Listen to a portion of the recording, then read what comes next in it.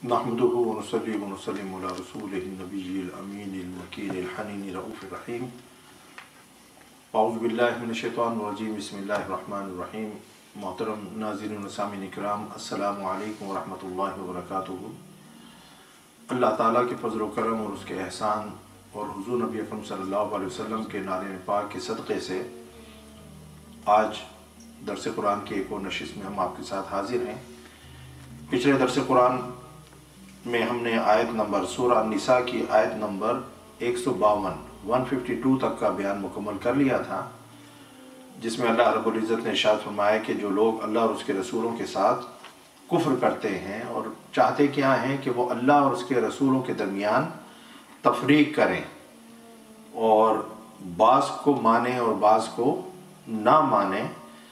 और चाहते हैं कि इस ईमान और कुफ्र के दरमियान कोई रास्ता निकाल लें, तो अल्लाह ने फरमाया कि ऐसे ही लोग दर हकीकत काफिर हैं, ये पक्के काफिर हैं जो अल्लाह और उसके रसूलों के दरमियान तफरीक करते हैं और जो बाज़ अम्बिया और रसूल को मानते हैं और बाज़ को नहीं मानते और एक नया रास्ता जो है वो बनाना चाहते हैं। तो ऐसे लोग जो है सीधे रास्ते से हटे हुए हैं, गुमराही पर हैं और ये पक्के काफिर हैं, और इनके लिए अल्लाह ताला ने दर्दनाक अजाब तैयार कर रखा है। और जो लोग अल्लाह पर ईमान लाते हैं, रसूलों पर लाते हैं और उनके दरमियान कोई तफरीक नहीं करते, सब नबियों और रसूलों को यानी कि बिला तफरीक मानते हैं कि सब अल्लाह की तरफ से भेजे हुए थे, सब अल्लाह के जो है पैगम्बर थे, तो सब पर जो है बाकी जो उनके अंदर दर्जात में तफावुत है, वो जो अल्लाह ने किसी को किसी पर फजीलत अता फरमाई है उसका मामला जुदा है, लेकिन नफ्से नबूवत के अंदर सारे नबी और सारे रसूल यकसा हैं और उनके दरमियान फ़र्क नहीं करना चाहिए। तो ऐसे लोग जो हैं अल्लाह ताला फरमाता है कि अनकरीब अल्लाह ताला इनको अजर से नवाजेगा और अल्लाह ताला जो है बड़ा बख्शने वाला निहायत मेहरबान है। तो इसके ऊपर हमने अपनी गुफ्तगू का आगाज़ किया था। आगे फिर अल्लाह रब्बुल इज़्ज़त यहूद के मुआनिदाना सवालात का जो है वो तज़किरा फरमा रहा है और उनकी ज़िद और हठ धर्मी और कम अक्ली का अल्लाह ताला जो है बयान फरमा रहा है। देखें, सवाल पूछने से कोई यानी कि फ़र्क नहीं पड़ता, सवाल पूछना चाहिए, ठीक है ना, क्योंकि सवाल इंसान जब करता है तो उससे उसके इल्म में इजाफा होता है, लेकिन सवाल इल्म हासिल करने के लिए होना चाहिए, ना कि किसी का इम्तिहान लेने के लिए, किसी को आजमाइश में मुब्तला करने के लिए और किसी को नीचा दिखलाने के लिए, जैसा कि आजकल होता है कि 10-20 जगहों से भी सेटिस्फेक्शन नहीं होती, फिर किसी के पास पहुंच जाते हैं। तो मकसद ये है कि आप जाएं किसी अच्छे जो आलिम दीन से, किसी मोतबर जो है मुफ्ती से पूछें और अपनी तसल्ली कर लें। सिर्फ लोगों को आजमाने के लिए और उनका इम्तिहान लेने के लिए सवालात ना करें। ये जो यहूद थे वो हज़रत मूसा अलैहिस्सलाम से भी कसरत के साथ सवालात पूछते थे, और जब हुज़ूर नबी अकरम सल्लल्लाहु अलैहि वसल्लम की बेइज्जत हुई और आपने ऐलान नबूवत किया, तो चूंकि मदीना के अंदर यहूद मौजूद थे तो वो आपसे भी जो है कसरत के साथ सवाल पूछते हैं। अच्छा, सवालात भी ऐसे होते थे जिसके अंदर कोई अकल वाला मामला ना होता, बस अपने तौर पर जो है उन्होंने दीन के कुछ तसव्वुरात, गुमराह कुन तसव्वुरात जो है वो घड़ लिए थे और समझते थे कि शायद दीन यही है, और हम चूँकि एक वारिस हैं इल्म के और नबूवत के,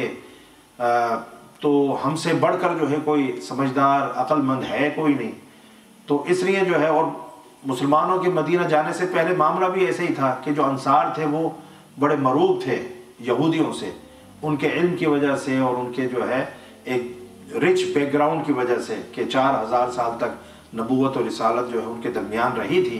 तो इस बुनियाद के ऊपर जो है वो उनको ज़रा सुपीरियर समझते थे। अब जब मुसलमान आए, अब तो डायरेक्ट जो है वही आ रही है, हुज़ूर नबी अकरम सल्लल्लाहु अलैहि वसल्लम को अल्लाह ने जो है अपना नबी और रसूल बनाकर भेजा और बराह रास्त वही आ रही है। उनकी तो किताबों के अंदर तहरीफ हो चुकी थी और जो कुछ उनके पास था वो असल हालत के अंदर मौजूद नहीं था, लेकिन कुरान तो जो है बिल्कुल फ्रेश जो है वो नाजिल हो रहा था, उसके अंदर तो कोई तारीफ तब्दीली आज तक नहीं हुई। तो वो तो हुज़ूर नबी अकरम सल्लल्लाहु अलैहि वसल्लम पर डायरेक्ट कुरान पाक नाजिल हो रहा था, ठीक है ना,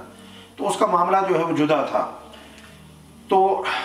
अल्लाह ताला जो है फरमा रहा है कि यसअलुका अहलुल किताब, کہ آپ سے جو ہے اہل کتاب سوال کرتے ہیں، اے حبیب آپ سے اہل کتاب سوال کرتے ہیں۔ اب اہل کتاب سے مراد وہاں پر یہودی ہیں، کیونکہ یہودی جو ہے وہ زیادہ تھے۔ کیا سوال کرتے ہیں؟ اب سوال یہ ہے کہ ان تنزل علیہم کتابا من السماء، کہ آپ ان پر آسمان سے کوئی کتاب اتار لائیں، آسمان سے یک بارگی، سڈنلی، ان ون گو، آسمان سے پوری کی پوری جو ہے وہ کتاب۔ تو وہ کہتے یہ تھے کہ ہم آپ کو جو ہے اس وقت نبی مانیں گے کہ جس طرح حضرت موسیٰ علیہ السلام پر اللہ تعالیٰ نے الواح جو ہے وہ بھیجیں، اور آپ گئے اور جا کر کوہ طور سے تورات جو ہے وہ لے آئے، یک بارگی لے آئے۔ حضرت موسیٰ علیہ السلام پر جو ہے تدریجاً کتاب نازل نہیں ہوئی، ٹھیک ہے نا، یک بارگی نازل ہوئی، تورات پر اللہ نے بلایا اور آپ کو کتاب عطا فرما دی، الواح کے اندر لکھی ہوئی تھی، ٹھیک ہے نا، سلیٹس تھیں، پتھر کی سلیٹیں تھیں، اس کے اوپر تورات لکھی ہوئی تھی۔ تو اس طرح کا جو ہے حضور نبی اکرم صلی اللہ علیہ وسلم سے بھی جو ہے مطالبہ انہوں نے کیا کہ اگر ایسا آپ کریں تو، چونکہ قرآن تو تدریجاً آ رہا تھا، تھوڑا تھوڑا کر کے آ رہا تھا، حسب ضرورت آ رہا تھا، جیسا موقع تھا اس کے حساب سے قرآن پاک کی آیات نازل ہو رہی تھیں، تو انہوں نے جو ہے اپنی عقل کے مطابق سمجھا کہ بھئی کتاب تو وہی برحق ہو سکتی ہے جو یک بارگی جو ہے نازل ہو، یہ جو تھوڑا تھوڑا کر کے معاملہ آ رہا ہے تو اس میں جو ہے ان کو کچھ گڑبڑ لگی۔ اب حالانکہ بات یہ ہے کہ نبوت، دیکھیں جو کتاب ہوتی ہے یہ بھی نبوت کی دلیل، کتاب بھی معجزہ ہوتی ہے نا، کتاب بھی نبی کا معجزہ ہے۔ کسی نبی نے کہا میں اللہ کا نبی ہوں، اس کا رسول ہوں، تو یہ دعویٰ ہو گیا، اس کی دلیل کے طور پر اللہ تعالیٰ جو ہے سب کو نہیں، جو صاحب شریعت رسول ہوتے ہیں ان کو اللہ تعالیٰ کتاب بھی عطا فرماتا ہے، معجزات بھی عطا فرماتا ہے، ٹھیک ہے نا۔ تو اصل چیز ہے کہ نبوت اور رسالت کی تصدیق اور دلیل جو ہے وہ معجزہ بنتی ہے، کیونکہ سب کو تو کتابیں نہیں ملی نا، لیکن معجزات اللہ تعالیٰ نے ہر نبی اور رسول کو عطا فرمائے، کیونکہ دعویٰ جو تھا کہ میں اللہ کا نبی ہوں، اللہ کا رسول ہوں، تو اس دعوے کی تصدیق اور دلیل کے طور پر جو ہے وہ معجزہ ان کو جو ہے وہ عطا کیا جاتا تھا۔ اب یک بارگی کسی کتاب کا آسمان سے نازل ہونا یا نہ ہونا یہ تو نبوت کی دلیل ہی نہیں ہے۔ کتاب دلیل ہے لیکن ایک دم جو ہے نازل ہونا یہ دلیل نہیں ہے، کیونکہ اس کو اگر آپ دلیل بنائیں گے تو بعض کتاب جس طرح تورات ہے وہ یک بارگی نازل ہوئی تو باقی یک بارگی نازل نہیں ہوئی، تھوڑی تھوڑی کر کے نازل ہوئی، تو یہ نبوت اور رسالت کی دلیل نہیں بن سکتی۔ تو نبوت اور رسالت کی دلیل کتاب کا نازل ہونا ہے یا معجزات کا عطا کیا جانا ہے، نہ کہ کسی کتاب کا ایک ہی مرتبہ میں آسمان سے زمین کے اوپر آ جانا۔ یہ بات سمجھ آ گئی آپ کو؟ کیونکہ کتاب کا تدریجاً نازل ہونا ان کے لیے تو یک بارگی نازل ہوئی، اور اسی لیے یہود مشکل کے اندر پڑ گئے، کیونکہ سارے احکامات جب ایک ہی مرتبہ، نماز، روزہ، حج، زکوٰۃ، جو بھی جو ہے جی، جب سارے احکامات یک بارگی جو ہے وہ نازل ہو گئے تو اس پر عمل کرنا مشکل ہو جاتا ہے۔ تو دیکھیں حکمت اللہ تعالیٰ کی کہ ہمارے لیے اللہ تعالیٰ نے جو ایک سلسلہ جو ہے وہ چنا، وہ یہ تھا کہ موقع کی مناسبت سے حسب حال جو آیت جو ہے مناسب ہوتی تھی، جس طرح کا واقعہ جو ظہور پذیر ہوتا تھا اس طرح کی آیات اللہ تعالیٰ نازل فرما دیتا تھا۔ تو آپ دیکھیں کہ مکہ کے اندر جو ہے نماز فرض ہوئی، ٹھیک ہے نا، شب معراج ہوئی نا، تو اس وقت حضور نبی اکرم صلی اللہ علیہ وسلم کہاں تھے؟ مکہ میں تھے۔ اس کے بعد دیکھیں آپ کہ روزے جو ہے پھر فرض ہوئے، پھر زکوٰۃ فرض ہوئی، اور حج تو بالکل جو ہے ٹورڈز دا اینڈ آ کر فرض ہوا۔ اسی طریقے سے یہ ہمارے جو فرائض ہیں۔ پھر اس کے بعد آپ دیکھیں شراب کی حرمت بھی تدریجاً ہے، ایک مرتبہ نازل نہیں ہوئی۔ تو اگر یہ ساری چیزیں یک بارگی نازل ہو جاتی کہ اب آپ نے جو ہے کل سے آپ نے کلمہ پڑھا ہے تو آپ نے کل سے جو 5 وقت کی نمازیں بھی پڑھنی ہیں، روزے بھی رکھنے ہیں، زکوٰۃ بھی دینی ہے، حج بھی کرنا ہے، ٹھیک ہے نا، شراب بھی اب جو آپ سالوں سے پیتے تھے وہ بھی یک بارگی آپ نے چھوڑ دینی ہے، زنا بھی نہیں کرنا، بدکاری بھی نہیں کرنی، چوٹ بھی نہیں، وہ کوئی احکامات ایک تو نہیں ہے، یکبارگی ساری چیزیں اگر جو ہے وہ نازل ہو جاتی تو عمل کرنے والوں کے لیے مشکل ہوتی. سہولت یہ تھی اور انسان کی طبیعت بھی اس چیز کو زیادہ جو ہے نہ صرف یہ کہ اپریشیٹ کرتی ہے بلکہ اس کے لیے اس پر عمل جامہ پہنانا آسان ہو جاتا ہے کہ وہ چیز تھوڑی تھوڑی کر کے آئے. جس طرح سے آپ اسکولز میں جو ہے یہ نہیں ہوتا کہ سارا نصاب جو ایک ہی سال کے اندر آپ کو ایک ہی دم پڑھا دیا جائے. آپ گئے اور ایک ہفتے کے اندر سارا کچھ پڑھا دیا گیا. نہیں، پورے سال کے اوپر اس کو ڈیوائڈ کیا جاتا ہے اور اس طرح سے موڈیولز بنائے جاتے ہیں کہ آپ کو تھوڑا تھوڑا کر کے پڑھایا جاتا ہے اور towards the end of the year جو ہے آپ کہتے ہیں میں نے پورا نصاب پڑھ لیا. اس میں سہولت ہے طالب علم کے لیے یا اس میں ہے کہ ایک ہی دم جو ہے بٹھا کر اس کو سارا کچھ پڑھا دیا جائے؟ کون سا آسان ہے؟ تھوڑا تھوڑا. ٹھیک ہے نا. تو تھوڑا تھوڑا نازل ہونا یہ اللہ کی نعمتوں میں سے ایک نعمت تھی. اب ان کی عقل جو ہے اس کا عالم یہ تھا کہ اس چیز کو نہیں سمجھے کہ دیکھیں ان کے جو آباء و اجداد تھے جن کے اوپر تورات نازل ہوئی، یہ تو خیر بعد میں ہوئے نا، جو اس دور کے یہودی تھے. ان سے پہلے جو حضرت موسیٰ علیہ السلام کے اوپر ایمان لے کر آئے ان کے لیے کتنی مشکل ہو گئی ہوگی کہ یک بار کی سارے احکامات کے اوپر عمل کرنا. اسی لیے تو پھر اللہ تعالیٰ کا بھی کوہ طور کو ان کے اوپر کھڑا کر رہا ہے کہ مانو. ٹھیک ہے نا. وہ مان لیتے تھے پھر قدم پیچھے ہٹا دیتے تھے کیونکہ عمل کرنا اتنا آسان نہیں تھا. لیکن حضور نبی اکرم صلی اللہ علیہ وسلم کی امت پر اللہ نے خاص کرم فرمایا کہ قرآن پاک کو تدریجاً نازل فرمایا تاکہ طبیعتیں جو ہے آہستہ آہستہ ان احکامات کو قبول کرنے کے قابل ہو جائیں اور عمل میں آسانی ہو. لا اکراہ فی الدین، الدین یسر، دین جو ہے وہ آسانی کا نام ہے. دین کس کا نام ہے؟ آسانی کا نام ہے. بشروا ولا تنفروا یسروا ولا تعسروا، بشارتیں دیں، متنفر نہ کریں. آسانیاں جو ہے دین کے اندر جو اللہ نے رکھی ہیں وہ لوگوں کو بتائیں، تنگی اور سختی نہ بیان کریں کہ لوگ دین سے متنفر ہو کر بھاگ ہی جائیں. پہلے ان کو آنے تو دو نا، دین آنے تو دو ان کو، جو ہے وہ رنگ تو چڑھنے دو، اس کے بعد وہ سب چیزوں پر عمل کر لیں گے. ہم ایک دم جو ہے وہ دین جب بیان کرتے ہیں تو لوگ جو پھر بھاگ جاتے ہیں. تو حکمت اسی میں ہے کہ اگر کوئی شخص مسجد میں نہیں آ رہا تو اس کو حکمت سے، دانائی کے ساتھ کہ بھئی چلو ایک نماز تو آ کر پڑھو نا، آؤ تو صحیح. جب وہ آنے لگے گا تو پھر ایک کے بعد پھر دوسرے نماز کے لیے بھی آئے گا، پھر تیسری کے لیے بھی آئے گا، پھر وہ 5 وقتہ نمازی بن جائے گا. تو اس سے تو بہتر ہے نا کہ ایک بندہ بالکل پڑھ ہی نہیں رہا تو کم از کم جو ہے وہ ایک نماز تو پڑھ رہا ہے. میں یہ نہیں کہہ رہا کہ وہ جو نماز نہیں پڑھ رہا وہ اچھا کر رہا ہے، لیکن میں عرض کر رہا ہوں کہ جب ایک طبیعت اس طرف عبادت کی طرف اس کا رجحان ہی نہیں ہے، مائل ہی نہیں ہے، آپ ایک دم اس کو جو ہے ساری چیزیں کہو گے تو پھر وہ نہیں آئے گا. تو آہستہ آہستہ جو ہے اس کے اوپر دین کا رنگ جو ہے، اعمال صالحہ کا رنگ اس کے اوپر چڑھایا جائے اور جب وہ اس رنگ میں رنگ جائے گا تو پھر اس کے لیے عمل کرنا آسان ہو جائے گا. تو یہ بنیادی طور پر حکمت تھی. تو اللہ تعالیٰ نے فرمایا فقط سألوا موسیٰ اکبر من ذالک. اے محبوب صلی اللہ علیہ وسلم آپ کیوں پریشان ہوتے ہیں ان کے فضول سوالات؟ دیکھیں کوئی بھی آپ جو ہے ایسی بے عقلی کی بات جب سنتے ہیں نا تو طبیعت کے اوپر بوجھ تو آتا ہے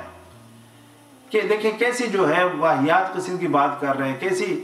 فضول بات کر رہے ہیں جس کا نہ کوئی سر ہے نہ پیر ہے، نہ اس کا کوئی نبوت و رسالت سے تعلق ہے، نہ وہ نبوت و رسالت کی دلیل ہے. بس ایسی جو ہے بھئی اگر یہی بات ہوتی کہ حضور نبی اکرم صلی اللہ علیہ وسلم پر اگر اس وجہ سے وہ رد کر رہے تھے اور اپنے نبی کے اوپر چونکہ ان کی یکبارگی کتاب آئی تھی، حضور نبی اکرم صلی اللہ علیہ وسلم پر آہستہ آہستہ آئی تھی، تو اگر یہی چیز نبوت و رسالت کی دلیل تھی تو حضرت داؤد علیہ السلام پر جو زبور آئی تھی وہ بھی یکبارگی نہیں آئی تھی، وہ بھی آہستہ آہستہ آئی تھی. جب انجیل آئی تھی تو وہ بھی جو ہے یکدم نہیں آئی تھی، وہ بھی آہستہ آہستہ آئی تھی. اور باقی جتنے نبی اور رسول ہوئے ہیں کتنے اکثریت تو ان کی تھی جن پر کوئی کتاب آئی نہیں. تو اگر کتاب کا آنا یا نہ آنا یا یکبارگی آنا یا تدریجاً آنا یہ چیزیں اگر مانے ہوتی تو پھر باقی نبیوں پر تم کیوں ایمان لاتے ہو؟ دیکھیں نا وہ نیچے حضرت عیسیٰ علیہ السلام یہودی جو تھے، حضرت عیسیٰ علیہ السلام اور ہمارے نبی حضرت محمد مصطفیٰ صلی اللہ علیہ وسلم ان دو کو نہیں مانتے تھے یہودی۔ حضرت موسیٰ علیہ السلام اور ان سے لے کر اوپر تک جتنے نبی اور رسول ہوئے ہیں حضرت آدم علیہ السلام تک، وہ سب کو مانتے ہیں۔ تو کیا ان سب کو اللہ نے کتابیں عطا فرمائی تھی؟ بولے نا۔ تو ان میں سے اکثر تو وہ تھے جن کو کتاب جو ہے وہ دی ہی نہیں گئی، تو پھر ان کو کیوں مانتے ہو؟ یہاں تو صرف بات اس کا ہے نا کہ یکبارگی نہیں آئی، تدریجاً آ رہی ہے، کتاب تو آ رہی ہے نا، وہی تو آ رہی ہے، وہی تو کہنے کا مقصد یہ ہے کہ باقی سارے نبیوں کے اوپر ایمان لانا اور حضور نبی اکرم صلی اللہ علیہ وسلم کی دفعہ اس بات کو عذر بنا لینا اور ایکسکیوز بنا لینا کہ ہم ایمان لے آتے اگر آپ پر حضرت موسیٰ علیہ السلام کی طرف ایک ہی مرتبہ کتاب نازل ہو جاتی، تو یہ ان کی ضد تھی، ہٹ درمی تھی اور جان بوجھ کر میں نہ مانوں والی بات تھی۔ ادروائز ان کو پتا تھا یہ اللہ کے نبی ہیں، کیونکہ وہ ساری صفات جو ان کی تورات کے اندر موجود تھی وہ حضور نبی اکرم صلی اللہ علیہ وسلم پر پوری اترتی تھی، اور وہ ان صفات کی وجہ سے ان کو اس طرح سے جانتے تھے، پہچانتے تھے، جس طرح قرآن نے کہا یعرفونہ کما یعرفون ابناءہم، کہ جس طرح اپنی اولاد کو پہچاننے میں انسان غلطی نہیں کرتا، اللہ فرماتا ہے کہ وہ جس طرح اپنی اولادوں کو جانتے اور پہچانتے تھے، اسی طرح حضور نبی اکرم صلی اللہ علیہ وسلم کو جانتے تھے، پہچانتے تھے کہ اللہ کے نبی ہیں، اللہ کے سچے رسول ہیں، لیکن صرف اپنی ضد اور ہٹ درمی اور حسد کی وجہ سے کہ حضور نبی اکرم صلی اللہ علیہ وسلم بنی اسرائیل میں سے نہیں تھے، انہوں نے حضور نبی اکرم صلی اللہ علیہ وسلم کا انکار کر دیا۔ اب حضور نبی اکرم صلی اللہ علیہ وسلم بشری تقاضوں کے مطابق طبیعت کے اوپر بوجھ تو آتا ہے، تو اللہ تعالیٰ فرما رہے ہیں کہ یہ حضرت موسیٰ یہ صرف آپ سے ہی نہیں سوال پوچھ رہے، اس سے زیادہ گھٹیا سوال اور واہیات سوال جو ہے یہ حضرت موسیٰ علیہ السلام سے پوچھا کرتے تھے، ان کو تنگ کرتے تھے، ان کو اذیت دیتے تھے۔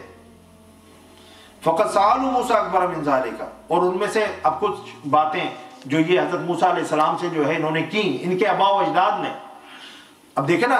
یہ جو اب آگے باتیں آ رہی ہیں یہ تو ان کے آباء و اجداد نے کی تھی نا، اس دور کے یہودیوں نے تو نہیں کی تھی،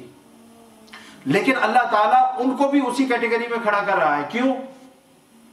کیونکہ یہ بالکل جو ہے نسلاً بعد نسلاً کوئی فرق نہیں آیا، وہی سوچ ہے۔ یعنی کہ جو حضرت موسیٰ علیہ السلام کے دور کے یہودی تھے، جس طرح وہ سوالات پوچھتے تھے، وہ اس دور کے نبی کو جو تنگ کرتے تھے، وہی سائیکی، وہی نفسیات جو ہے اس دور کے یہودی کی تھی جو حضور نبی اکرم صلی اللہ علیہ وسلم کے دور کا تھا۔ اس لیے اللہ تعالیٰ نے فرمایا کہ تم بھی جو ہے اپنے آباء و اجداد جیسے ہی ہو، انہی جیسی سوچ رکھنے والے ہو، تمہارے بھی سوالات جو ہے کوئی علمی سوالات نہیں ہیں، گھٹیا سوالات ہیں جن کی کوئی بنیاد نہیں ہے۔ تو اللہ تعالیٰ وہ چند جو ہے چیزیں جو وہ جن کو اللہ فرما رہا ہے کہ حضرت موسیٰ علیہ السلام سے اس سے بڑھ کر چیزیں جو ہے وہ پوچھتے تھے اور سوالات کرتے تھے۔ ان میں سے ایک سوال کیا تھا؟ فَقَالُوا أَرِنَا اللَّهَ جَهْرَةً۔ اب وہ کیا سوال ہے؟ انہوں نے کہا تھا کہ ہمیں اللہ کی ذات کو کھلم کھلا دکھا دو، کہ ہم ننگی آنکھوں سے اللہ کو دیکھیں گے اور دیکھنے کے بعد اے موسیٰ ہم تجھ پر ایمان لے کر آئیں گے۔ جب تک اپنی ننگی آنکھوں سے ہم براہ راست رب کو دیکھ نہیں لیں گے، ہم تیری نبوت اور رسالت پر ایمان نہیں لائیں گے۔ اب آپ دیکھیں پھر ہوا کیا۔ حضرت موسیٰ علیہ السلام نے جب وہ چند نمائندے جو ہیں اپنی قوم میں سے اکٹھے کیے اور وہ لے کر گئے جہاں وہ اللہ سے ہم کلام ہوتے تھے، تو وہاں کیا ہوا؟ فَأَخَذَتْهُمُ الصَّاعِقَةُ بِظُلْمِهِمْ، یعنی اس گستاخانہ سوال کی وجہ سے کہ اللہ کو براہ راست، یعنی عام انسان کے اندر یہ طاقت ہی نہیں ہے کہ وہ اللہ کو براہ راست جو ہے ننگی آنکھوں سے اس دنیا کے اندر دیکھ سکے، اور آخرت میں بھی جو اللہ نے احادیث مبارکہ میں آتا ہے کہ سترون ربک کما ترون ھذا القمر، حضور نبی اکرم صلی اللہ علیہ وسلم نے فرمایا کہ تم عنقریب اپنے رب کو ایسے دیکھو گے جس طرح یہ 14ویں کا چاند چمکتا ہوا دیکھ رہے ہو۔ تو اب اللہ تعالیٰ وہاں پر کس طرح سے کتنا،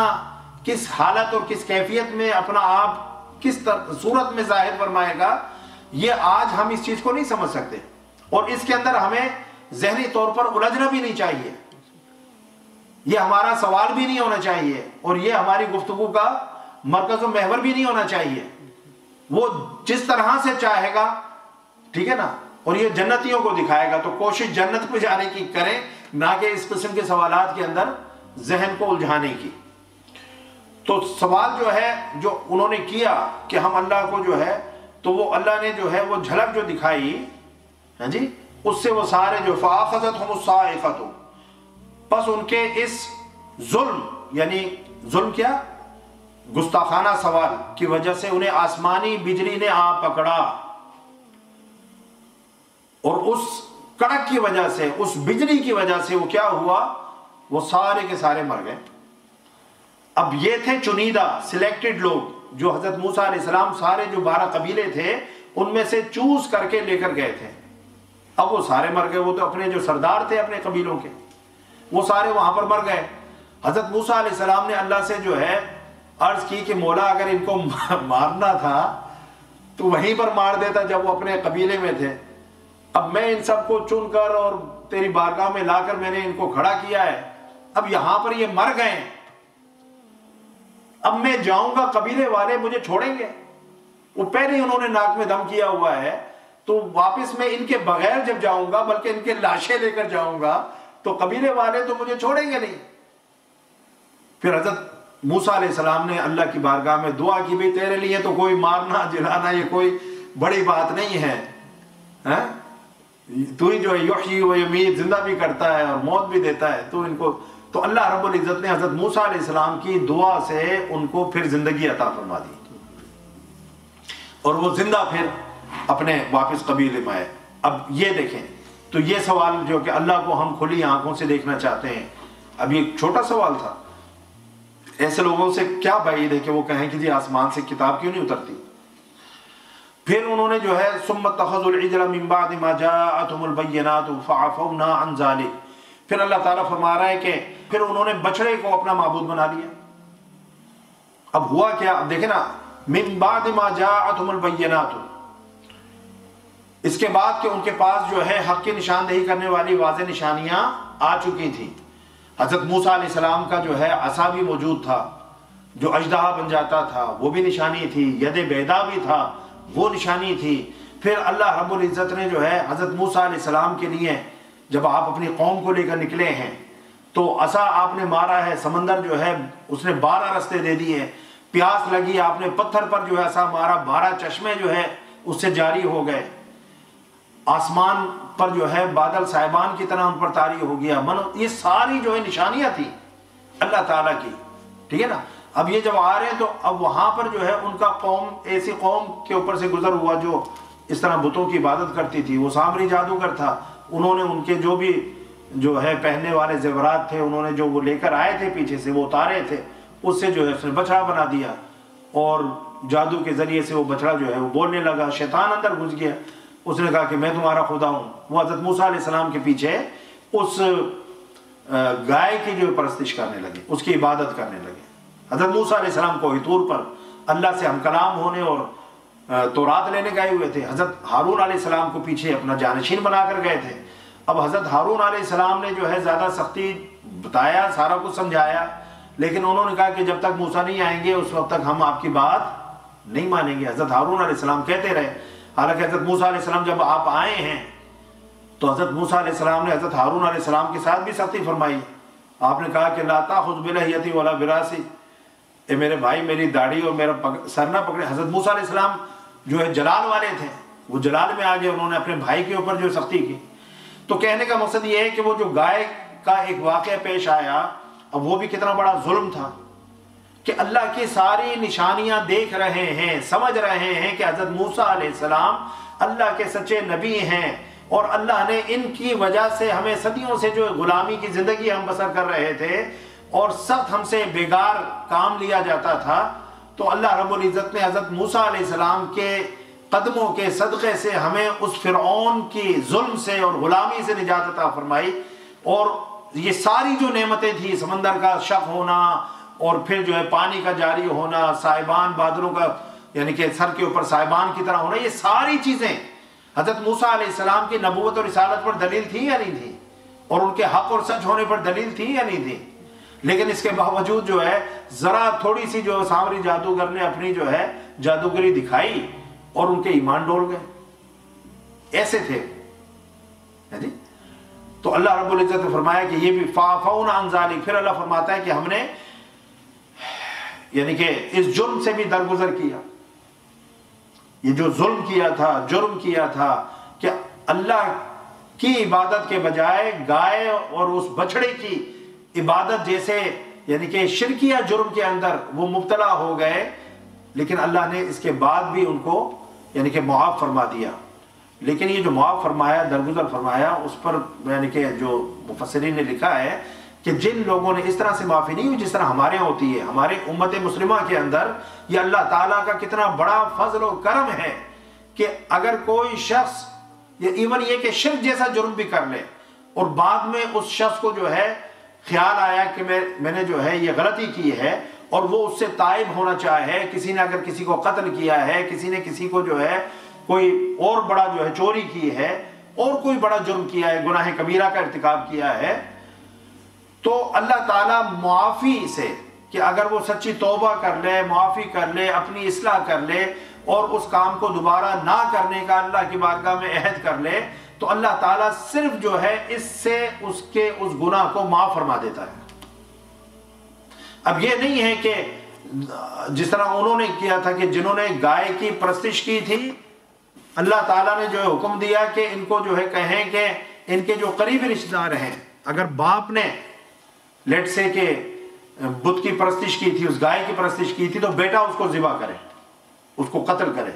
اب ایسے لائن میں آمنے سامنے کھڑے کر دیے گئے، اب کام چونکہ بہت مشکل تھا، ایک طرف بھائی ہے، دوسری طرف بھائی، ایک طرف باپ ہے، دوسری طرف بیٹا ہے، ایک طرف بیٹا ہے، دوسری طرف باپ ہے، اس طرح کے رشتے ہیں۔ تو اب کس طریقے سے آنکھوں دیکھی جو ہے جس طرح حضرت اسماعیل علیہ السلام نے کہا تھا کہ پٹی باندھ لیں، کہیں آپ کا ہاتھ جو ہے جب میرے گلے پر آپ چھری چلائیں تو آپ لرز نہ جائے شفقت پدری سے،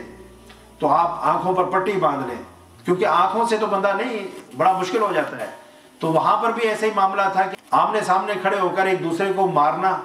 70,000 کے قریب مرے۔ تو اللہ رب العزت نے پھر ایک اندھیری تاری فرما دی، وہ جس طرح آنکھوں پر پٹی بن جانا ہوتا ہے، بالکل گپ اندھیرا طاری ہو گیا کہ ایک دوسرے کو کوئی جو ہے دکھائی نہیں دیتا تھا، اور اس وقت حکم ہوا کہ اب چھری چلا دو۔ یہ تھی ان کی معافی۔ اب اللہ کا شکر گزار نہیں ہونا چاہیے کہ اللہ تعالیٰ نے ہم مسلمانوں پر کتنا کرم فرمایا ہے کہ بنی اسرائیل نے اگر وہ شرک کیا تھا، شرک ہی تھا نا، گائے کے بچڑے کی پرستش کرنا،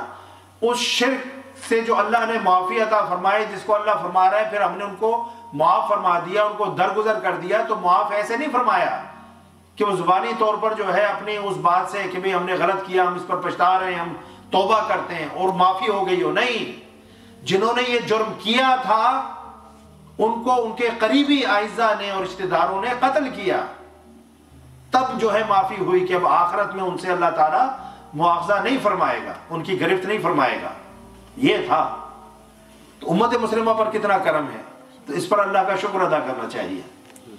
پھر فرمایا وَآتَيْنَا مُوسَىٰ سُلْطَانًا مُبِينًا، اور ہم نے موسیٰ علیہ السلام کو ان پر واضح غلبہ عطا فرمایا۔ یعنی کہ حضرت موسیٰ علیہ السلام کو اللہ تعالیٰ نے پھر وہ یعنی معجزات عطا فرمائے، وہ تصرفات عطا فرمائے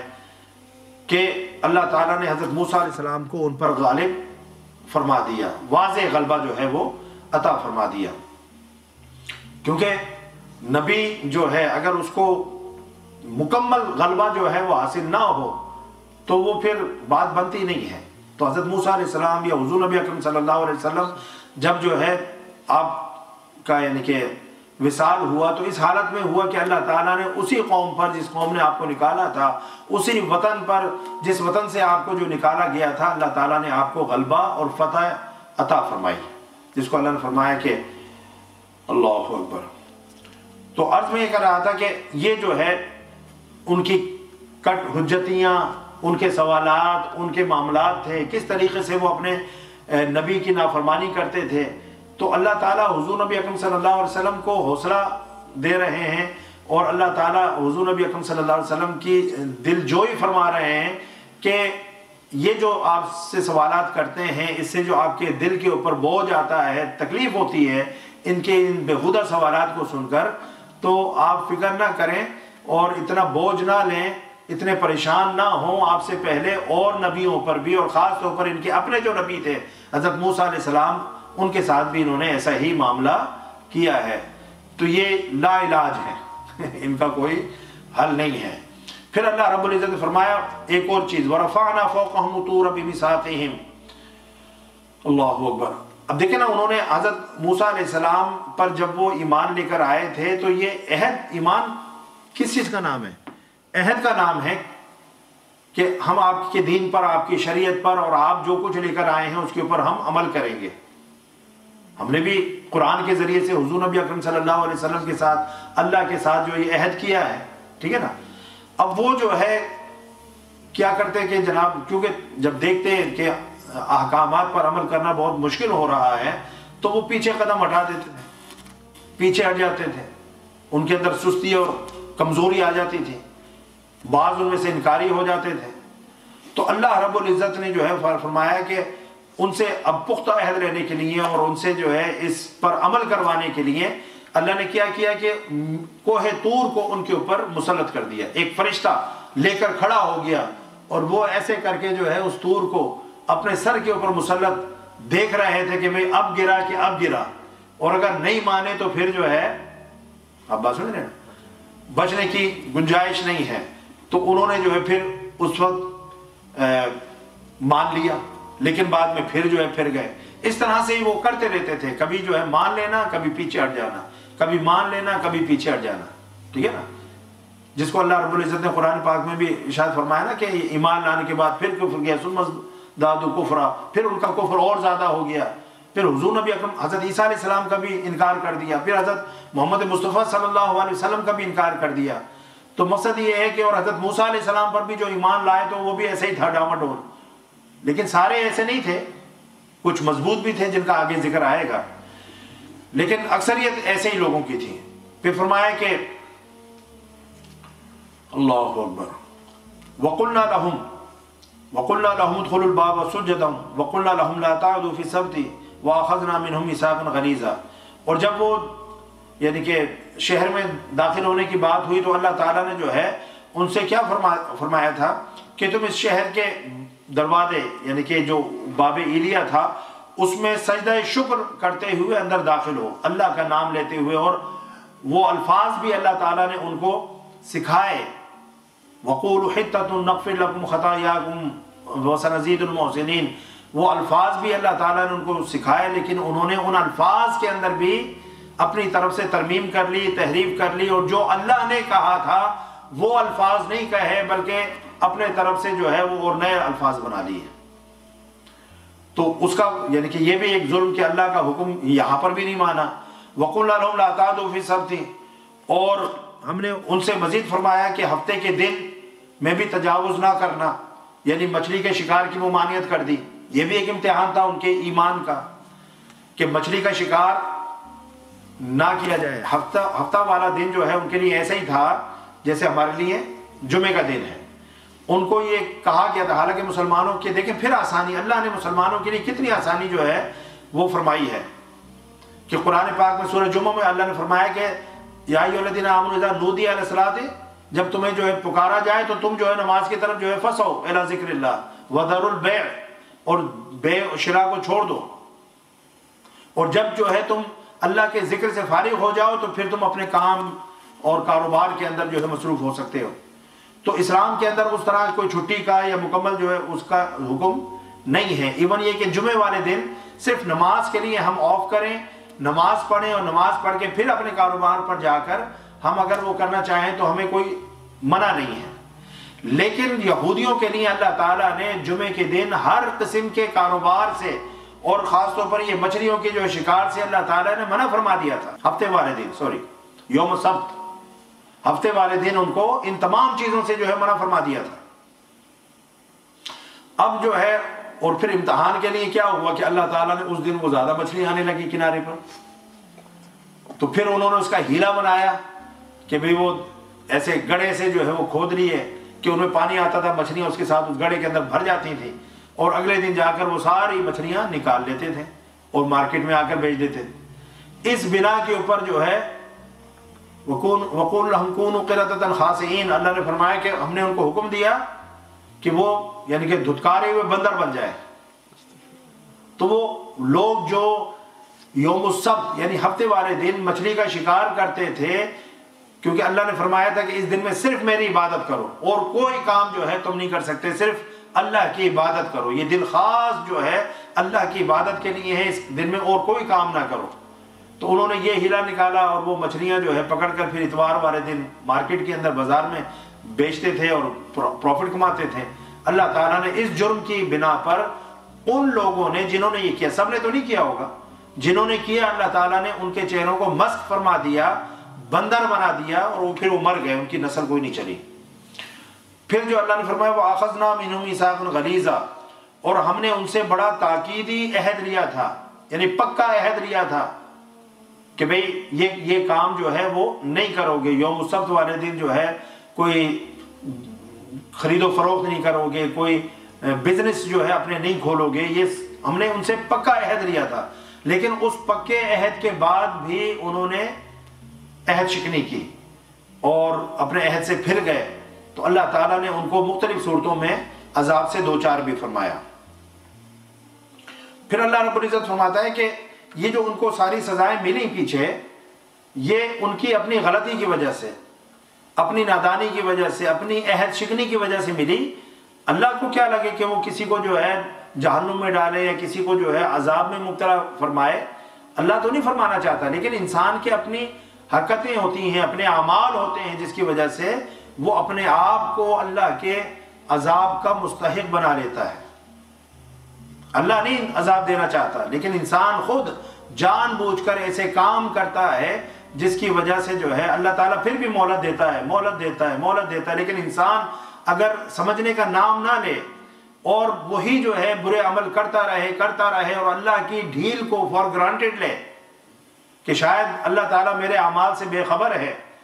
تو پھر جب پکڑ آتی ہے اِنَّ بَطْشَ رَبِّكَ لَشَدِيدٌ، پھر اللہ تعالیٰ جو ہے وہ فرماتا ہے میری جو گرفت ہے وہ بہت سخت ہے۔ جب وہ پکڑتا ہے تو پھر اس طرح سے پکڑتا ہے کہ بھاگنے کی پھر کوئی گنجائش باقی نہیں رہتی۔ تو اللہ فرما رہا ہے فَبِمَا نَقْضِهِمْ مِيثَاقَهُمْ وَكُفْرِهِمْ بِآيَاتِ اللَّهِ، پس ان کی اپنی عہد شکنی پر، یعنی انہیں جو سزائیں ملی ان کی اپنی عہد شکنی پر، وَكُفْرِهِمْ بِآيَاتِ اللَّهِ، اور آیات الہی سے انکار کے سبب، یعنی کہ جو معجزات ہوتے ہیں وہ بھی اللہ کی آیات ہوتے ہیں، نشانیاں ہوتے ہیں۔ تو حضرت موسیٰ علیہ السلام کے کھلے معجزات کا انکار کرنا یہ اللہ کی آیات کے انکار کرنے کے مترادف تھا۔ تو ان کی اپنی عہد شکنی، اللہ آیات الہی سے انکار، اور تیسرا فرمایا وَقَتْلِهِمُ الْأَنْبِيَاءَ بِغَيْرِ حَقٍّ، اور انبیاء کو ان کے ناحق قتل کر ڈالنے کے سبب سے، یعنی کوئی وجہ نہیں۔ ویسے تو یعنی کہ انبیاء کو کوئی وجہ بھی ہو تو یعنی کہ وہ قتل کرنا جو ہے یعنی کہ بغیر کسی وجہ کے وہ انبیاء کو قتل کر دیا کرتے تھے۔ تو اللہ تعالیٰ نے جو ہے اس کا بھی بیان فرمایا وَقَوْلِهِمْ قُلُوبُنَا غُلْفٌ، اور اس بات کے سبب سے کہ ہمارے دلوں پر غلاف چڑھے ہوئے ہیں۔ وہ کہتے تھے ہمارے دل جو ہیں وہ پروٹیکٹڈ ہیں، آپ کی کوئی بات ہمارے دل میں اثر نہیں کرے گی، ہمارے دل جو ہے وہ جس طرح غلاف ایک چڑھا ہوتا ہے تو کوئی چیز جو ہے اندر نہیں جاتی، ہم اپنے دین کے اوپر یعنی ثابت قدم ہے اور ہم آپ کے دین کو ایکسیپٹ نہیں کریں گے، آپ پر ایمان نہیں لائیں گے۔ جو دین، جو راستہ، جو کتاب، جو نبی ہم نے پہلے چن لیا ہے ہم اسی کے اوپر ہیں، اور ہمارے اب دل جو ہیں ان پر غلاف چڑھ گیا ہے، کوئی نئی بات ہمارے دل کے اندر پیدا نہیں ہو سکتی، اثر نہیں کر سکتی۔ تو وہ یہی بات کرتے تھے کہ ہمارے دل جو ہے وہ ایسے کورڈ ہیں۔ تو اللہ رب العزت فرما رہا ہے کہ تمہارے دل جو ہے ان پر غلاف نہیں چڑھا ہوا، بل طبع اللہ علیہا بکفرہم، بلکہ اللہ نے ان کے کفر کے باعث ان کے دلوں پر مہر لگا دی ہوئی ہے۔ دیکھیں جب انسان گناہ کرتا ہے تو یہ ساری چیزیں جو ہے انسان کے دل کو سیاہ کر دیتی ہیں۔ اللہ کی آیات کا انکار کرنا، انبیاء کو قتل کرنا، اور عہد شکنی کرنا، اللہ کے نبی کو دیے ہوئے معجزات کا جو ہے انکار کرنا، یہ ساری جو باتیں تھیں وہ ان کو کفر کے یعنی کہ میدان کے اندر یا کفر کے راستے کے اوپر ڈال دیتی تھی۔ اس لیے اللہ نے تعالیٰ فرمایا کہ اللہ تعالیٰ نے ان کے دلوں پر مہر لگا دی، جس طرح مہر کسی چیز کے اوپر لگا دی جائے تو وہ چیز جو ہے اندر کوئی باہر سے نہیں داخل ہوتی۔ فَلَا يُؤْمِنُونَ إِلَّا قَلِيلًا، سو وہ چند ایک کے سوا ایمان نہیں لائیں گے۔ اب یہاں پر مفسرین لکھتے ہیں کہ حضور نبی اکرم صلی اللہ علیہ وسلم 10 سال، کتنا؟ 10 سال مدینے کے اندر رہے، اور بعض نے لکھا کہ 10 یہودی جو ہے اسلام لے کر آئے پورے 10 سال کے اندر۔ بات سمجھ رہے ہیں؟ تو یہ ان کی حالت تھی، اتنے ڈھیٹ تھے، اتنے پکے تھے اور اتنے نالائق تھے کہ حضور نبی اکرم صلی اللہ علیہ وسلم کے کھلے معجزات کو دیکھنے کے باوجود، اور آپ صلی اللہ علیہ وسلم کی جو تو ذات تھی وہ سراپا معجزہ تھی، اس کو دیکھ کر بھی وہ ایمان نہیں لائے، سوائے چند کے، جن میں عبداللہ بن سلام بھی شامل ہیں، عبداللہ بن کعب بن الاحبار جو ہے وہ شامل ہیں، اس طرح کے جو ہے۔ پھر اللہ نے فرمایا کہ آگے بات اور چل رہی ہے، وَبِكُفْرِهِمْ، اور مزید یہ کہ ان کے اس کفر، وَقَوْلِهِمْ عَلَى مَرْيَمَ بُهْتَانًا عَظِيمًا، اور مزید یہ کہ ان کے اس کفر اور قول کے باعث جو انہوں نے مریم پر زبردست بہتان لگایا، حضرت مریم علیہ السلام پر انہوں نے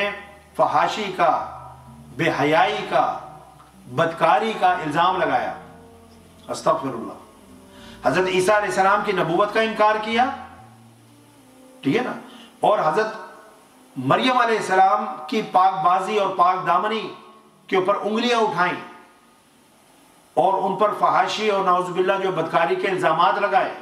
تو اللہ فرما رہا ہے اس سبب سے اللہ نے جو ان پر لعنت کی، جو غضب نازل فرمایا، اور اللہ تعالیٰ نے ان کو دھتکاری ہوئی قوم جو ہے قرار دیا قرآن پاک کے اندر، اور اللہ تعالیٰ نے ان کو یعنی کہ جس طرح سے سورہ بنی اسرائیل کے اندر بھی فرمایا کہ 2 مرتبہ ان کو تہس نہس کر دیا جائے گا، بالکل جو ہے ان کی اینٹ سے اینٹ بجا دی جائے گی، ان کی جڑیں جو ہے وہ اکھاڑ دی جائے گی، اور وہی ہوا۔ ان کا جو ٹیمپل تھا اس کو بھی جو ہے توڑا گیا، گو کہ کسی اور نے نہیں بلکہ ایک مرتبہ جو ہے وہ بخت نصر تھا، اور دوسری طرف جو ہے وہ ایک رومن امپائر تھا، اس نے جو حملہ کیا تھا۔ تو اللہ رب العزت نے فرمایا کہ ان کے حضرت عیسیٰ علیہ السلام کا انکار اور کفر کرنے اور حضرت مریم علیہ السلام پر الزام تراشی کرنے کے سبب جو ہے یہ سارا کچھ ہوا۔ اور اس کہنے وقولہم انا قتلنا المسیح عیسی ابن مریم رسول اللہ، اور ان کے اس کہنے کی وجہ سے، اور ان کے اس کہنے کی وجہ سے بھی کہ ہم نے جو ہے اللہ کے رسول مریم کے بیٹے عیسیٰ مسیح کو قتل کر ڈالا ہے۔ اور یہ بات وہ بڑے فخری انداز میں کرتے تھے، بڑے دعوے کے ساتھ کرتے تھے کہ دیکھو ہم نے کیا چند چڑھایا ہے، ہم نے تو عیسیٰ جو اللہ کا نبی و رسول ہونے کا دعوے دار تھا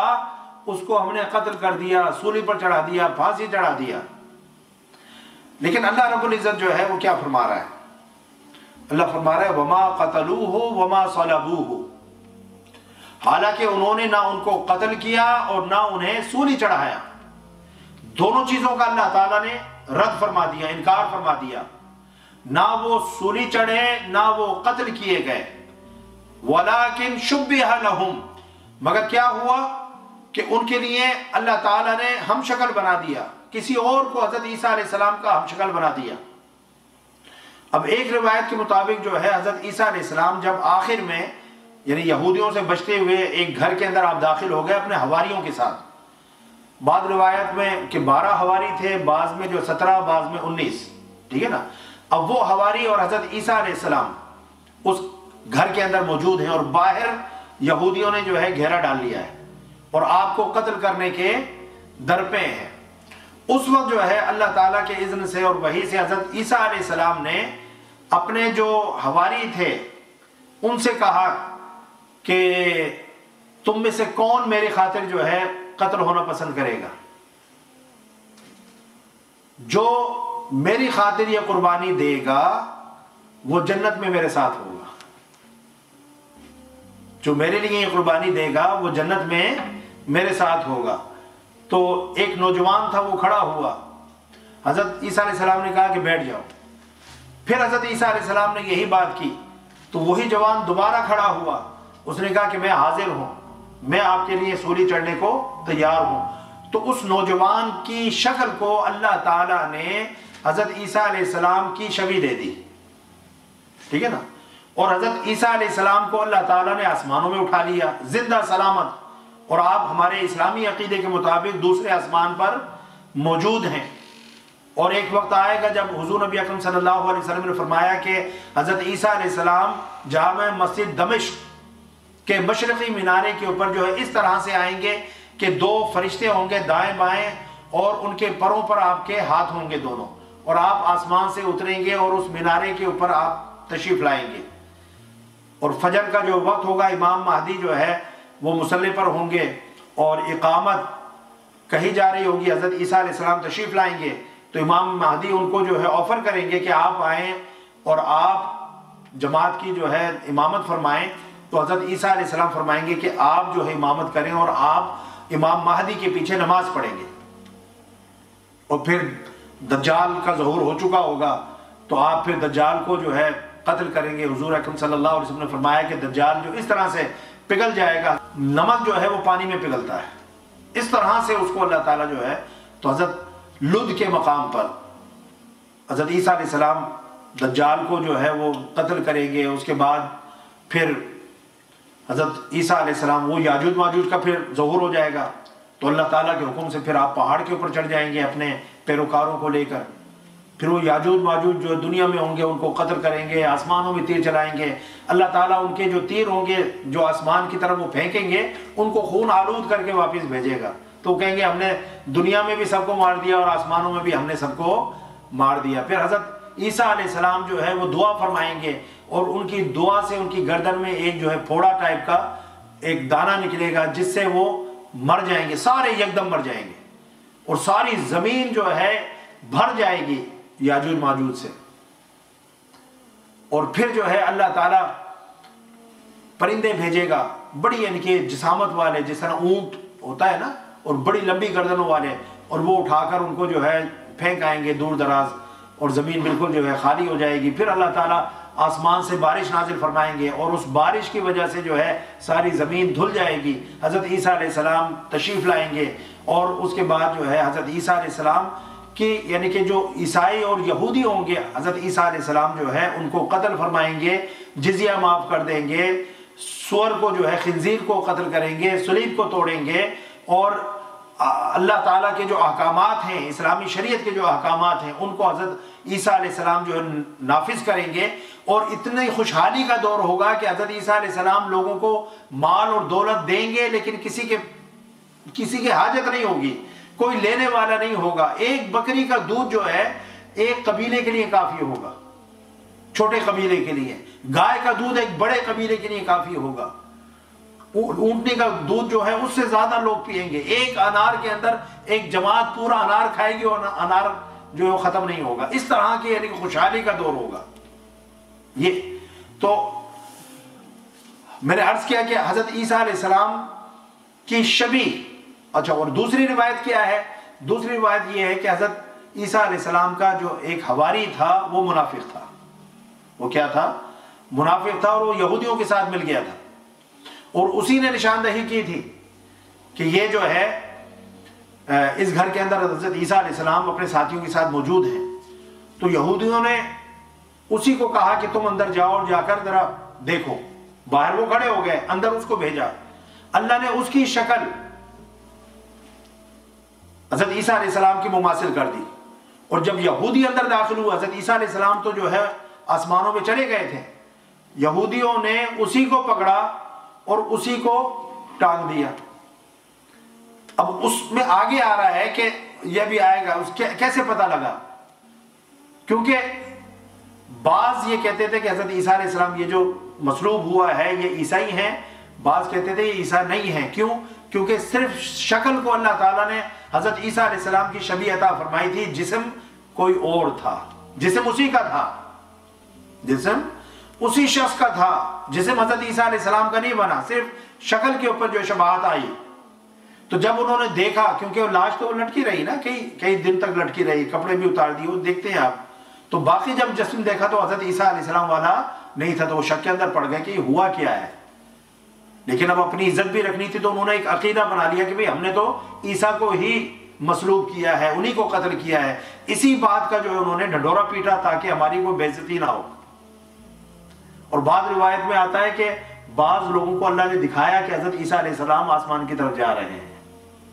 یہ بھی اللہ نے جو بعض لوگوں کو دکھا دیا، اس سے بھی جو ہے لوگوں کے اندر شک و شبہ پیدا ہو گیا کہ بھئی یہ جو شخص جس کو ہینگ کیا گیا ہے، مصلوب کیا گیا ہے، یہ کون تھا، اور جو اوپر جا رہے ہیں وہ کون ہیں؟ تو یقیناً اگر وہ حضرت عیسیٰ ہیں تو یہ کون ہے؟ اور پھر یہ بھی کہ جس شخص کو ہم نے اندر بھیجا تھا وہ کدھر ہے؟ اب بات سمجھ رہے نا؟ تو یہ ساری چیزیں اس کو اللہ تعالیٰ نے فرمایا کہ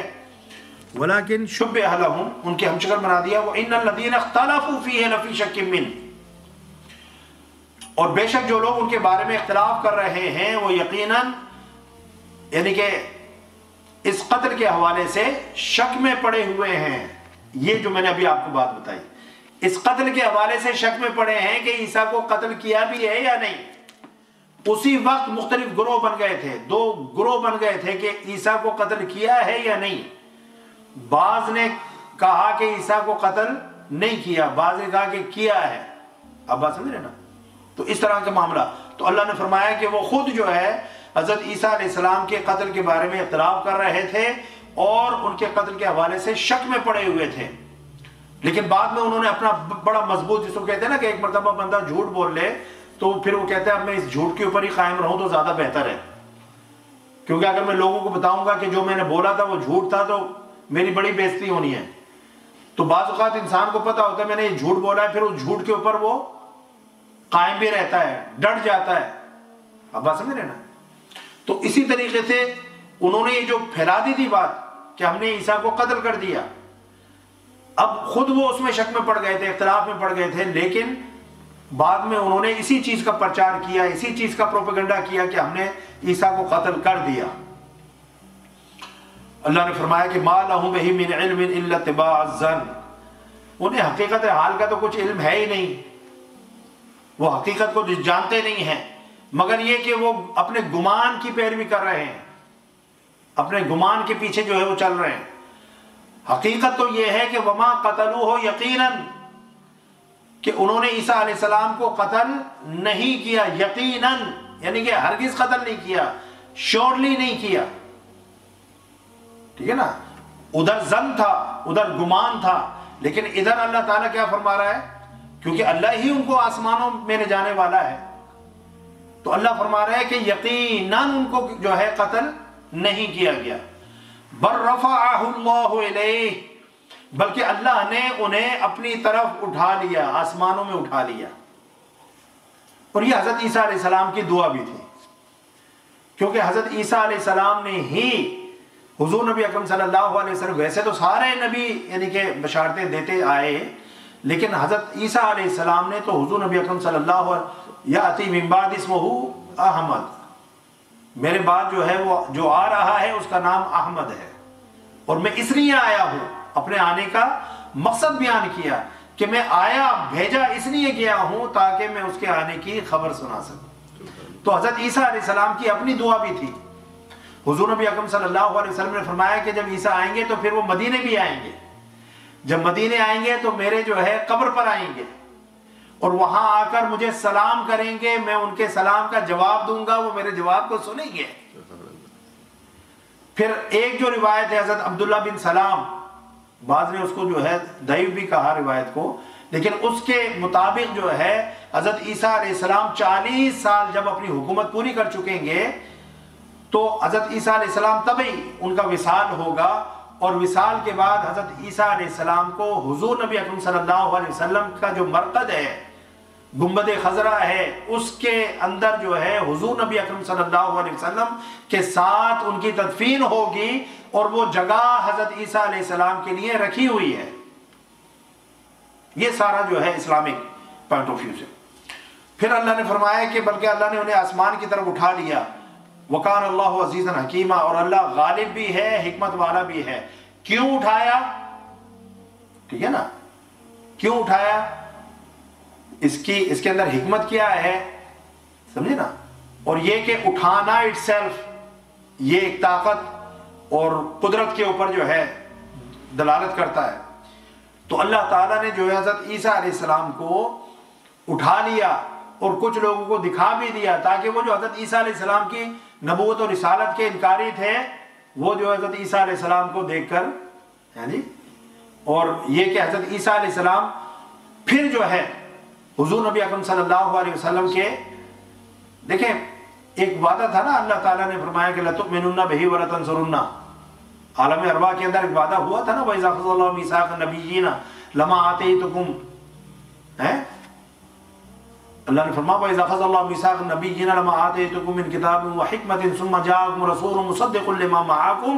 لَتُؤْمِنُنَّ بِهِ وَلَتَنْصُرُنَّ۔ اب آپ دیکھیں، اب ایسا تو ممکن نہیں ہوا کہ حضور نبی اکرم صلی اللہ علیہ وسلم، کیونکہ اللہ نے آپ کو آخری نبی بنانا تھا، تو حضور نبی اکرم صلی اللہ علیہ وسلم سب نبیوں کے بعد میں ہی آئے، لیکن یہ عہد تو سارے نبیوں نے، ان کے ارواح نے عالم ارواح میں کیا تھا نا، کہ یعنی اگر فرض کر لیں کہ حضور نبی اکرم صلی اللہ علیہ وسلم کسی نبی کے دور میں تشریف لے آتے تو اس نبی کے لیے، اس رسول کے لیے لازم تھا کہ وہ آپ کا کلمہ پڑھتا اور آپ کی مدد و نصرت کرتا اور اپنی نبوت و رسالت سے اسٹیپ بیک ہو جاتا۔ اب بات سمجھ رہے نا؟ تو اللہ رب العزت نے جو ہے، باقی نبی چونکہ پہلے ہوئے اور آپ نے آخر میں آنا تھا، یہ ممکن نہیں تھا، لیکن ایک چیز جو ہے اللہ تعالیٰ نے وہ یعنی کہ فرد افراد یعنی گروہ انبیاء میں سے ایک فرد کو اللہ تعالیٰ نے چن لیا، حضرت عیسیٰ علیہ السلام کو، کہ ان کو اس بہانے اللہ تعالیٰ نے آسمانوں کے اندر اٹھا لیا اور وہ دعا بھی کروا دی اور اس دعا کی قبولیت بھی ہو گئی، آسمانوں میں چلے گا۔ ایک وقت میں جب قرب قیامت سے پہلے حضرت عیسیٰ علیہ السلام واپس تشریف لائیں گے، اور اب جو تشریف لائیں گے وہ حضور نبی اکرم صلی اللہ علیہ وسلم کے امتی کے طور پر ہوں گے، اور وہ آ کر حضور نبی اکرم صلی اللہ علیہ وسلم کی شریعت جو آج ہماری شریعت ہے، موجود ہے، اسی شریعت پر عمل کریں گے، اسی کے مطابق نمازیں پڑھیں گے، اسی کے مطابق روزے رکھیں گے، اسی کے مطابق حج کریں گے۔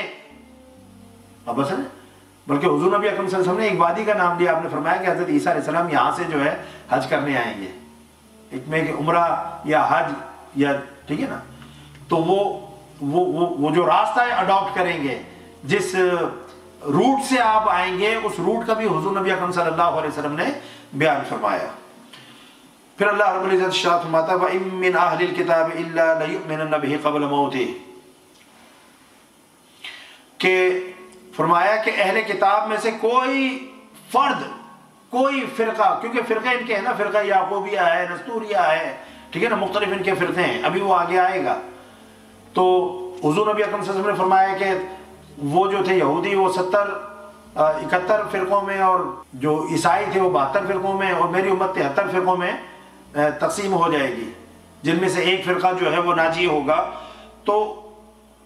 اللہ رب العزت نے ارشاد فرمایا کہ اہل کتاب میں سے کوئی نہ رہے گا، یعنی کوئی فرد، کوئی قبیلہ، کوئی فرقہ ایسا نہیں رہے گا الا لیؤمنن بہ قبل موتہ، مگر وہ عیسیٰ علیہ السلام پر ان کی موت سے پہلے ضرور جو ہے ایمان لے آئے گا، صحیح طریقے سے۔ کیا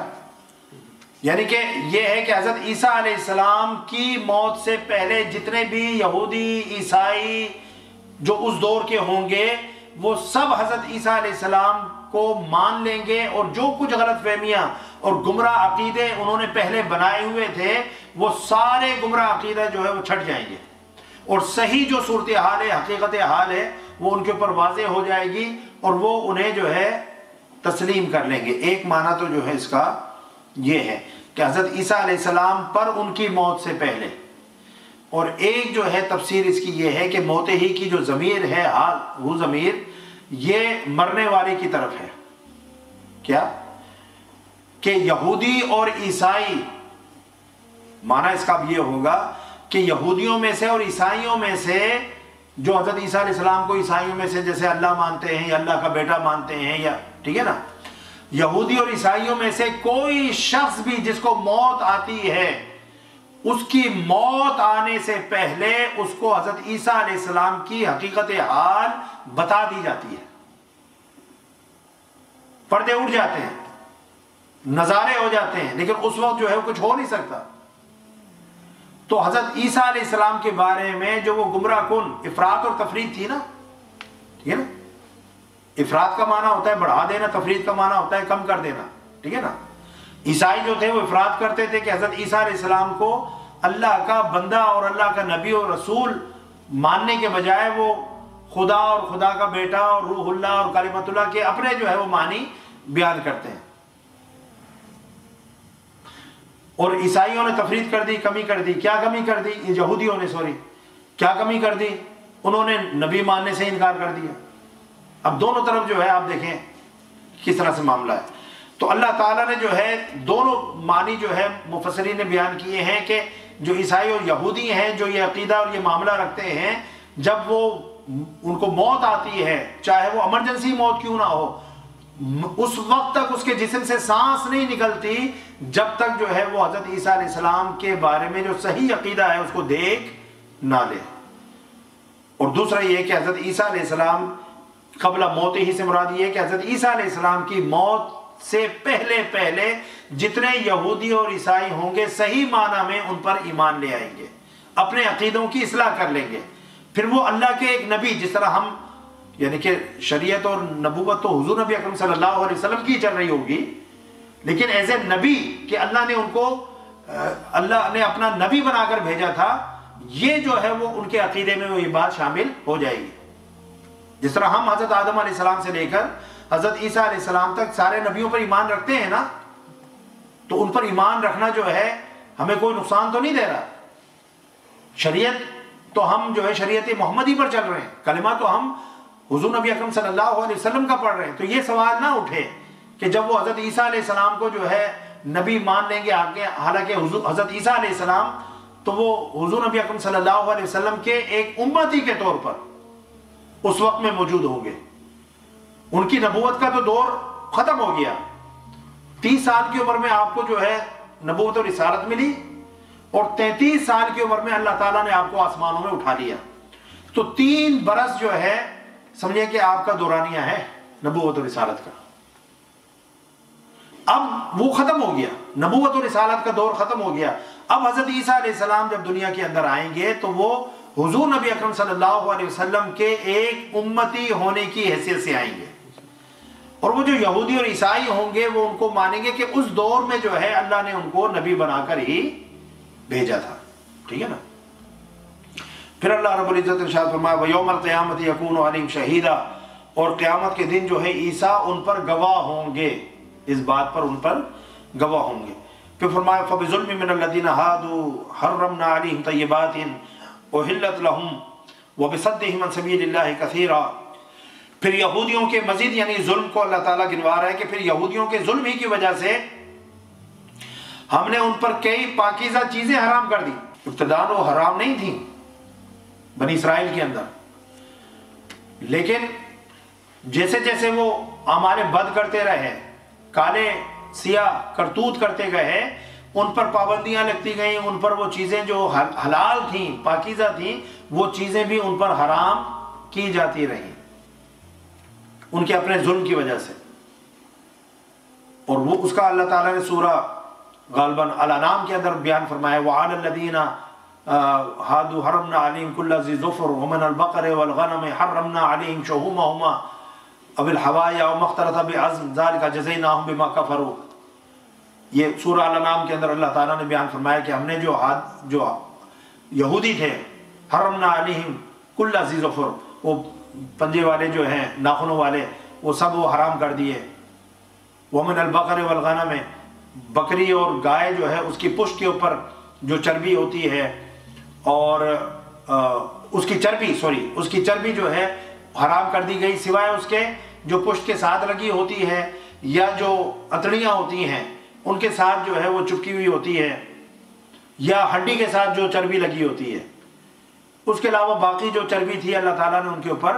وہ حرام قرار دے دی. اس طرح کی جو چیزیں اللہ تعالیٰ نے ان کے لیے ان کی اپنے کرتوتوں کی وجہ سے ظلم کی وجہ سے اللہ تعالیٰ نے جو ہے وہ حرام کی. حالانکہ وہ طیب تھیں، حلال تھیں، ٹھیک ہے نا. وَبِصَدِّهِمْ عَنْ سَبِيلِ اللَّهِ كَثِيرًا، اور اس وجہ سے بھی کہ وہ لوگوں کو اللہ کے راہ سے بکثرت روکتے تھے. یہی نہیں، یعنی کہ ان کا جرم دوہرا تھا، یہودیوں کا جرم دوہرا تھا. نہ خود ایمان لاتے تھے اور نہ جو ہے دوسروں کو ایمان لانے دیتے تھے، دوسروں کو بھی روکتے تھے، ورگلاتے تھے، ان کو بتاتے تھے کہ بھئی دیکھیں یعنی کہ ان وجوہات کی وجہ سے جو ہم ایمان نہیں لا رہے اور تم بھی ایمان نہ لاؤ. چونکہ وہ وہاں کے جو لوگ تھے وہ ان کو علمی طور پر سپیریئر سمجھتے تھے، تو بعض ان کی باتوں میں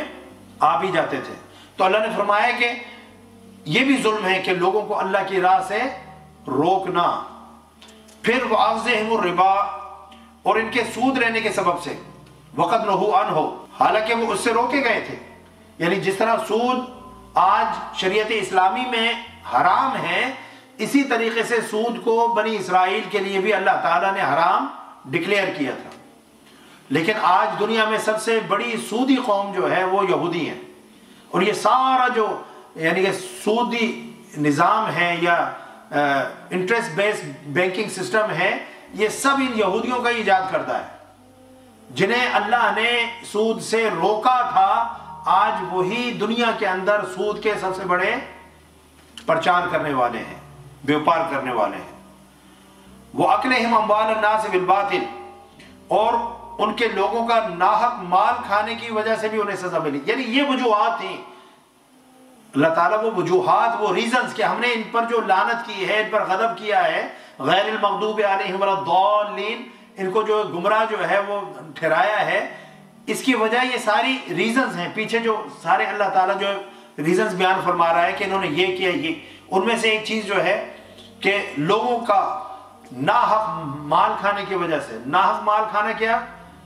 کہ لوگوں کو جو ہے پیسے لے کر غلط مسئلے اور فتوے دیتے تھے، غلط باتیں بتاتے تھے، ٹھیک ہے نا. تو یعنی کہ ایسی گنجائش پیدا کرنا دین کے اندر جس کی دین میں گنجائش نہ ہو. جو اللہ نے آلریڈی دین میں گنجائش رکھی ہے اس کو تو چھپانے سے اللہ نے منع فرمایا ہے، ٹھیک ہے نا. وہ تو بتانی چاہیے. اگر دین میں کوئی آسانی ہے اسی کے بارے میں فرمایا نا کہ یسرو،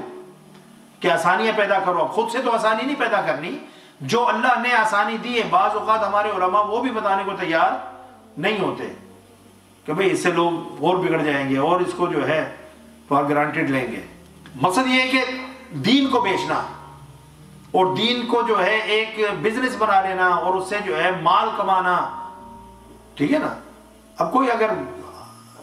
مسجد میں کوئی امامت کر رہا ہے، خطابت کر رہا ہے اور ایز اے یعنی کہ فل ٹائم وہاں پر کام کر رہا ہے، اس کی تنخواہ کی بات نہیں ہے. لیکن یہ کہ لوگوں کو یعنی کہ ہیلے بہانوں سے اور مختلف جو ہے چیزوں کے نام پر جو ہے ان سے پیسے بٹورنے اور نکالنے اور ان کو یعنی کہ بیوقوف بنانا، یہ لوگوں کا یعنی کہ ناحق مال. مثال اگر آپ نے کوئی اللہ کا کلام ہے تعویذ لکھ کر کسی کو دے دیا، اس پر کیا ہے اسے اجرت لینا، معاوضہ لینا. آپ کے پاس اللہ نے کوئی علم دیا ہے تو اس علم سے دوسروں کو فائدہ اگر پہنچ رہا ہے تو اللہ تعالیٰ آپ کی دنیا بھی سنوارے گا اور آخرت بھی سنوارے گا. تو اس طرح وَأَعْتَدْنَا لِلْكَافِرِينَ مِنْهُمْ عَذَابًا أَلِيمًا، اور ہم نے ان میں سے کافروں کے لیے دردناک عذاب تیار کر رکھا ہے. اس کا مطلب یہ ہے کہ سارے جو تھے وہ کافر نہیں تھے یا سارے گمراہ نہیں ہو گئے تھے. ان میں سے جو کافر ہوئے ان چیزوں کو کر کے وہ کافر ہو گئے، انکار کر کے کافر ہو گئے، اور اس کفر کی وجہ سے اللہ تعالیٰ نے ان کو دردناک عذاب. لیکن اللہ آگے جو ہے استثناء بھی فرما رہا ہے، فرما رہا ہے لَٰكِنِ الرَّاسِخُونَ فِي الْعِلْمِ مِنْهُمْ، لیکن ان میں سے جو پختہ علم والے تھے، اور وَالْمُؤْمِنُونَ يُؤْمِنُونَ بِمَا أُنزِلَ إِلَيْكَ وَمَا أُنزِلَ مِنْ قَبْلِكَ، اور مومن لوگ جو اس وحی پر جو آپ کی طرف نازل کی گئی ہے، یعنی اب یہ حضور نبی اکرم صلی اللہ علیہ وسلم کے دور کی بات ہو رہی ہے. اس دور میں جو یہودی جو آپ صلی اللہ علیہ وسلم پر ایمان لے آئے، اس وحی پر ایمان لے آئے جو آپ صلی اللہ علیہ وسلم پر نازل کی جا رہی تھی اللہ کی طرف سے، اور اس کلام پر بھی جو آپ سے پہلے تمام نبیوں کی طرف آیا، تو وہ مومن ہو گئے، اس دور کے مومن ہو گئے. تو وہ پختہ علم والے جو حضرت موسیٰ علیہ السلام کی قوم میں تھے،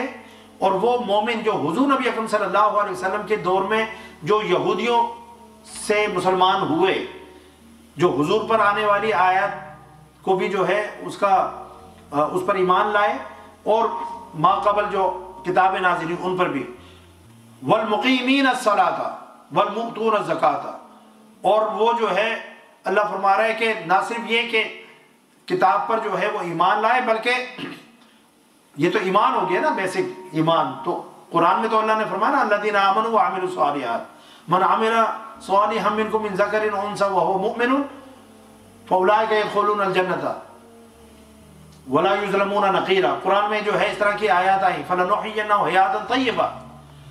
تو جو شخص جو ہے صرف ایمان کے اوپر نہیں رہا کہ کلمہ پڑھ لیا لا الہ الا اللہ محمد رسول اللہ، والمقیمین الصلاۃ، اور نماز قائم کرنے والے بھی ہیں، والمؤتون الزکاۃ، اور زکوٰۃ دینے والے بھی ہیں، والمؤمنون باللہ والیوم الآخر، اور اللہ اور قیامت کے دن پر ایمان رکھنے والے ہیں۔ اب دیکھیں دونوں چیزیں ہو گئی، ایمان اور اعمال صالح۔ اولئک سنؤتیہم اجرا عظیما، اللہ تعالیٰ فرما رہا ہے ایسے ہی لوگوں کو ہم عنقریب بڑا اجر عطا فرمائیں گے۔ تو یہ بات ذہن میں رکھ لیں کہ ایمان جو ہے وہ بنیاد ہے، ایمان کے بغیر کوئی نیک عمل معتبر نہیں ہے۔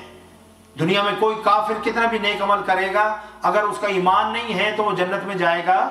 نہیں۔ اگر ایمان ہے اور اس کے ساتھ نیک اعمال ہیں، خدا خوفی ہے، خشیت الہی ہے، حرام سے بچنا ہے، حلال کو اپنی زندگی میں شامل کرنا ہے، تو ایسے لوگوں کے لیے اللہ نے فرمایا وعد اللہ الذین آمنوا وعملوا الصالحات لہم مغفرۃ واجر عظیما۔ اللہ نے ان لوگوں کے ساتھ جو ایمان لائے اور نیک اعمال کرتے رہے ان کے لیے مغفرت کا اور اجر عظیم کا وعدہ کیا ہوا ہے۔ تو ایسے لوگ تو جو ہے وہ سیدھے جو جنت میں چلے جائیں گے اللہ کے فضل سے، اور جو ہے گناہ بھی کرتے ہیں نیک بھی کرتے ہیں تو پھر ان کا معاملہ جو ہے اللہ کے سپرد ہے، چاہے اللہ تعالیٰ ان کو جو ہے جنت عطا فرمائے، چاہے ان کو ان کے اعمال کی وجہ سے جہنم میں بھیج دے۔ اور وہ لوگ جو صرف ایمان کو لیے بیٹھے ہیں اور بالکل ہی جو ہے نیک اعمال کی طرف نہیں آتے اور سیاہی کرتوت ہیں، کوئی نیک اعمال ان کے جو نام اعمال میں شامل نہیں ہیں، تو ایسے لوگ جو ہے پھر وہ جہنم میں جائیں گے، اور جب وہ اپنی سزا بھگت لیں گے تو اس کے بعد پھر جنت میں آ جائیں گے۔ تو اللہ رب العزت نے فرمایا کہ سارے ایک جیسے نہیں ہیں، ان میں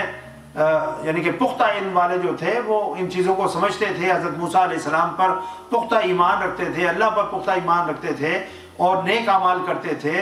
اور یہ جو ساری باتیں جو قرآن نے جو ہے باقی یہودیوں کی بیان کی ہیں وہ ان سے کنارہ کش رہتے تھے، وہ ان میں شامل نہیں ہوتے۔ تو ایسے لوگ جو تھے ان کو اللہ نے ان کی ستائش کی ہے اور ان کے لیے اجر عظیم کا اللہ تعالیٰ نے وعدہ فرمایا ہے، جنت کا وعدہ فرمایا ہے۔ تو آج ہم نے جو ہے اللہ تعالیٰ کے فضل و کرم سے آیت نمبر 162 تک کا جو ہے وہ بیان مکمل کر لیا، اور انشاءاللہ ہم اگلی نشست میں سورہ نساء کی آیت نمبر 163 سے اپنی گفتگو کا آغاز کریں گے۔ اللہ تعالیٰ ہم سب کو دین کا فہم عطا فرمائے اور قرآن پاک سے خاص محبت اور خاص لگاؤ عطا فرمائے، کہ قرآن کو سمجھنے کے لیے ہمارے اندر طلب ہونی چاہیے کہ کسی طریقے سے ہم پڑھنا تو سیکھ لیتے ہیں لیکن اس کو ہم نہ ترجمے سے پڑھتے ہیں نہ اس کی تفسیر پڑھتے ہیں۔ تو ایسی جو نشست ہوتی ہیں وہ غنیمت ہوتی ہیں کہ اس سے قرآن پاک کا ترجمہ بھی اور تفسیر بھی، مختصر تفسیر بھی جو ہے پتہ لگ جاتی ہیں۔ اللہ تعالی ہم سب کے علم میں برکت عطا فرمائے۔ وما علیہ الا البلاغ۔ السلام علیکم ورحمۃ اللہ وبرکاتہ۔